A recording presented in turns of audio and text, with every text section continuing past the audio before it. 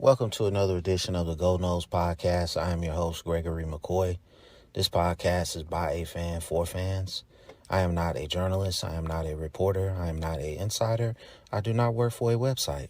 The majority of my content comes from me and my opinion. Other information comes from the internet. The Golden State Warriors, and I'm not a fan. Let me just say that. They run a tremendous organization from top to bottom. I mean, when somebody like Wiggins, who for all intents and purposes was not living up to his potential as a number one overall pick, goes there and becomes an all-star, that's a reflection of the organization. When you can draft well, okay, you got a young nucleus of talent to complement your older talent, and they're not really that old. You're saying 34, 32, and I think Clay is like 30, 31 or something like that, 32. That's a tremendous position to be in, and they're set up for a 5 to 7 year run with that young talent, the coach, the GM. And, I'm sitting here thinking about it, and I want to say Florida State used to be like that. We used to be a tremendous organization under Bobby Bowden. Even you look back on the Bobby Bowden down years, and that was from 2002 to 2009. Those were pretty good years in comparison to these last 6 or 7 under Taggart and Norvell. Jimbo from 2010 to 2016. I'll give him 2016, because he went 10-3. Those were pretty good years too. And the great thing about the Golden State Warriors is that they're not cheap. They go out and spend the money. Florida State doesn't want to spend the money. And I know they don't have the kind of money at their disposal like Georgia does or Alabama. And we know this is coming from boosters. We know this is not actually coming from the university. So I know that. And we don't have the money at Florida State boosters like other programs do. So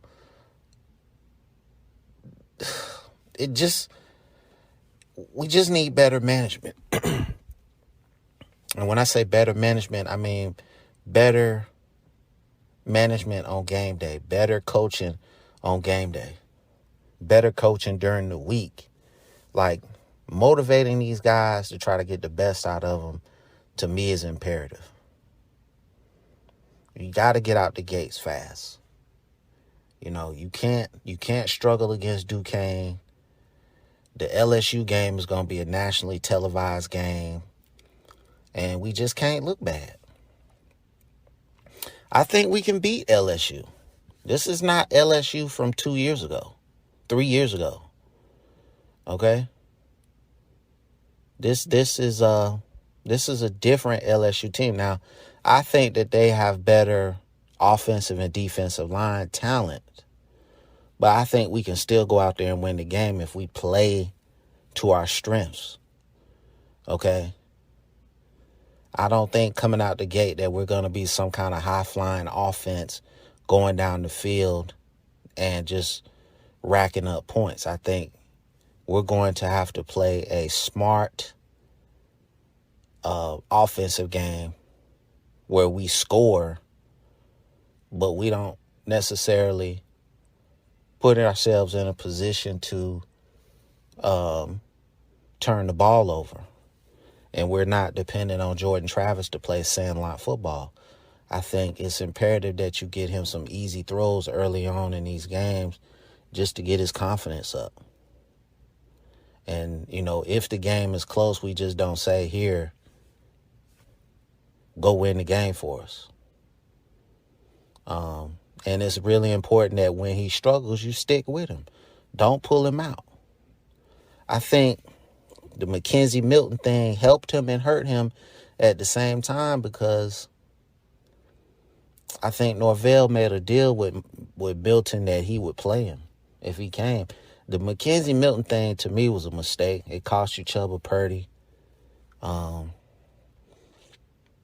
I felt like if Jordan Travis was the quarterback the whole season, we probably go 7-5. I think just from the outset, I don't think I think it's going to benefit this program a lot this year if Jordan Travis is not looking over his shoulder, that he is the clear number one quarterback. And for all intents and purposes, I think that he is going to be the guy, the unquestioned number one QB1. So I think that's going to help tremendously. And like I said, just give him some easy throws, some traditional screens. Okay? Some quick outs, some slants, whatever. And I think in the long run, from game 1 to game 12, that's going to benefit him. 7-5. I don't think that you're going to beat LSU. I don't think that you're going to beat Florida. I don't think that you're going to beat Clemson. And I don't think that you're going to beat Miami. So that's 4 games that I think you're going to lose. The other 8 games, I give you a 50-50 shot. Okay? That's just my take on it. Duquesne, I give you 100% chance to win.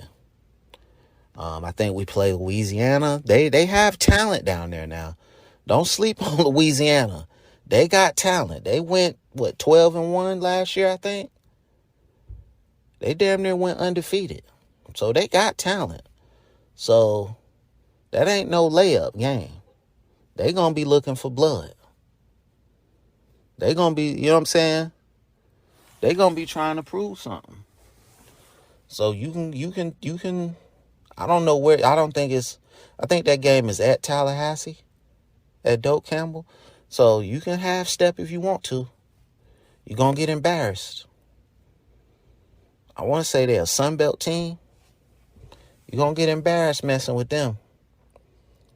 So, obviously all the division games, I give them a chance to win. But it's just, when this team came out and just said, all right, we're going to play football, they was in the game. When they just came out and said, we're not going to play football, they usually got rolled up. So, to me, that's motivation, that's coaching. And, obviously they just were not doing, the coaching staff was just not doing a good enough job of getting those guys to buy in. Again, for the 1 trillionth time, the offensive line is the key. The best 5 that you can put out there is going to really dictate how this thing goes. All right, you got to put the best 5 out there. I don't care if it's a freshman, whatever, 5th-year senior. Put the best 5 offensive linemen out there that can block, that can pass block and run block, and that they want to move people. That's it. If they not one of the best 5, don't put them out there. Not sold on Robert Scott. Okay? And Darius Washington is not a tackle. He's a guard. So, but the film has shown that when you give Jordan Travis time to throw, he can make money throws. That we seen that in the Miami game. We saw that. So give the man time to throw. Okay? That's really it. I mean, that Miami game, man, that was, man. I want to see Florida State just blow teams out, but I just don't feel like that's going to happen every game. If you're really keeping it real with yourself as a Florida State fan, the Louisiana game should scare you. They actually went 13-1. And, that head coach, he went to Florida, and they still got a lot of talent down there, man. So that's not going to be a walk in the park. You could get embarrassed in that game if you come in that game half-stepping. So there has to be a sense, really the whole season, there has to be a sense of urgency from just game one. I will be able to tell from game one if there's a sense of urgency to be successful. I'll be able to tell from game one. If they come out there playing lackadaisical football, you probably looking at 4-8, 5-7, man. Because a lot of these teams in the ACC have gotten better via the transfer portal. So if you come out there half-stepping, you're gonna have a long season. So you just gotta come out the gate fast. You gotta put Duquesne away in the first quarter. It should be 28-0 first quarter, and you just coast the rest of the way. Right? I'm not saying you got to put 70 points on Duquesne, but you got to send a message that we not going to play around with these guys. And that's why I'm saying I'm not sitting here today. I don't think that's a layup game because I don't know which Florida State team is going to show up. Is the Jacksonville State, Florida State team, is that team going to show up? Or is the Miami, is that Florida State team going to show up? Is the Clemson game Florida State team going to show up? I don't know who's going to show up. You as a coaching staff, y'all have to look at, okay, what did we do last season to get these guys ready? I'm not dumb. Motivation comes from within. It has to really be on each individual player to decide that, hey, I'm going to go out here and just, know my assignments, know my keys, and play within the scheme. And be motivated and play a good brand of football. And that individually and collectively, that has to be the mindset. And to me, that's on the coach a little bit. I say 50% is on the coach, 50% is on the player. Because it's the coach's job to find the players that, one, are going to buy into what the coach is trying to do, and two, they're disciplined enough to motivate themselves to go out here and play a great brand of football.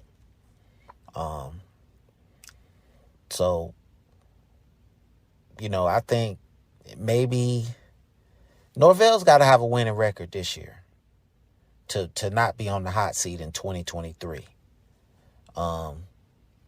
It would really take like just a bottom fall. If he loses to Duquesne, you got to fire him. There's no excuse. You know what I'm saying? And then if it's a close game, I think he on the hot seat. But definitely if he loses to Duquesne, bro, you got to get him up out of here. There's no excuses. A lot of people wanted to get him up out of there after Jacksonville State loss. So, I don't know anything about Duquesne, but I know Florida State the last several years. And anything that can go wrong will go wrong. So, it's football. There's going to be mistakes throughout the game. I just want to see them play fundamentally sound, okay? We should just be able to go out there and play our basic stuff, and we should just be able to out-athlete Duquesne. Okay, that strategy is not going to work against LSU. It's not going to work against any other team on our schedule. But we should be able to out-athlete Duquesne. It would be embarrassing if that's a close game. You know what I'm saying? To me, it would definitely be worse than Jacksonville State, because they actually had some Power 5 players on their team. Not making an excuse, though, because we still should have dominated that game. But, I just can't wait to see. We got basically about 10 more Sundays before kickoff, and I just can't wait, man. I'm ready to get back into, the swing of things of seeing college football games. Florida State, of course. And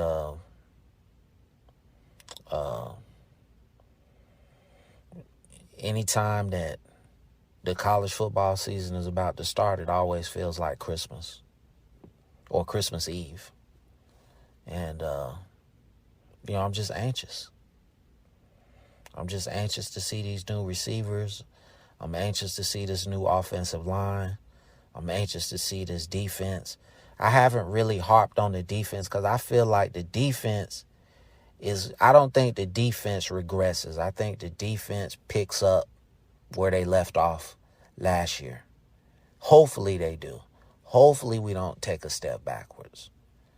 And, linebacker is going to be a strength. The defensive line should be just as good, okay? Hopefully it's just as good. And then the secondary should be pretty good. I thought the secondary improved. You got some young corners out there that got some experience last season. You got Sam McCall. I don't know if he's going to play corner or safety, but he's probably the most athletic DB we have. And I'm just looking for better results, better play, better coaching. That's really going to tell me that this thing is moving in the right direction. But earlier on in the podcast, I compared Florida State to Golden State and how we used to have that type of model in the 90s and in the early 2000s. And even during the Bobby Bowden down years into Jimbo, we had a great organization. And we've lost our way the last 6 or 7 years. I think we can get back. I don't think you can run your organization like Bobby Bowden did, or even like Jimbo did 6 or 7 years ago. College football is totally different than what it was just 6 or 7 years ago. Money is the name of the game now, and you got to have it. You have to have money, to be a great football program. And it's always been this way. Okay? But it's more obvious now that you have to have money to be a great football program. And you have to have it's a combination of money, it's a combination of winning games. You can have all the money in the world and if you're not winning games, you're not going to get a great recruiting class. Look at Oregon. Look at Texas A&M. Okay? They had to go get a good coach and start winning 9-10 games a year, and that's open up the floodgates for them. That's the proven formula. Kids are going to come to your program, number one, if you're winning. Number two, they got a head coach that has demonstrated, hey, I know what I'm doing. They're not just going to... Oregon is the exception because they've got Nike, and they're going to get a Thibodeau or the linebacker. They're going to get one or two of those guys every couple years. But for the most part, Oregon has not, just open up the floodgates. Now, with the new coach they might Lanning, Alabama guy, Georgia guy, he might open up the floodgates for them. But we'll see. As Florida State fans, you owe it to yourself to keep it real. If you live in a world as far as college football and you're just thinking that your team is going to get over because of name recognition, you're really selling yourself short. Florida State is not that team anymore. We kind of got back to being that team, 2012, 2013, 2014, and then the bottom fell out. So, like I said, in my opinion, I don't think we get back to that. I think the best you can hope for with Norvell or any coach is 10-2. I don't feel like in today's college football where you have to spin to win that Florida State is going to get back to that type of status, national championship status. Because the kind of recruits that we had on those teams, 2012, 2013, 2014, all those 5 stars we had on those teams, we not getting those guys anymore.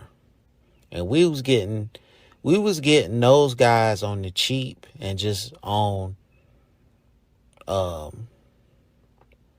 name recognition, and Jimbo Fisher and Brewster just being hellified recruiters, and along with the rest of the staff. But like I said, now if Florida State comes out here and goes 9-3, the floodgates might open again. They might open again. So winning is the ultimate deodorant. And if you win games, you're going to get recruits. You're going to get people to come.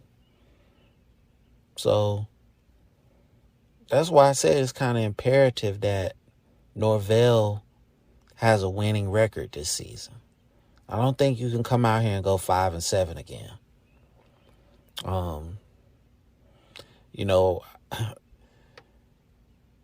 The Jacksonville State loss, man, it still lingers for me. It still lingers. I mean, it's a game that I'll never forget. It's just Florida State games that I will never forget. I'll never forget the national championship against Florida where we got destroyed. I'll never forget the Louisville game with Lamar Jackson where we got destroyed. I'll never forget the semifinal against Oregon where we got destroyed. It's just games that I'll never forget. I'll never forget the Oklahoma national championship. We didn't get destroyed, but our offense was basically rendered, useless in that game. We couldn't score a touchdown to save our lives.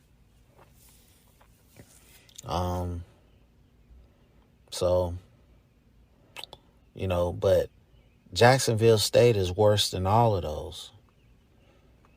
Jacksonville State, I don't care. It's Florida State, man, at the end of the day. If you're not going to take pride in the uniform and the helmet at any other time, you have to take pride in it against Jacksonville State. So that's why I said, this Duquesne game to me is a big game. This isn't a layup type game. We're not Florida State from 7 years ago. We're not that team. So we have to come out and just be ready to roll. This game should be over in the first quarter.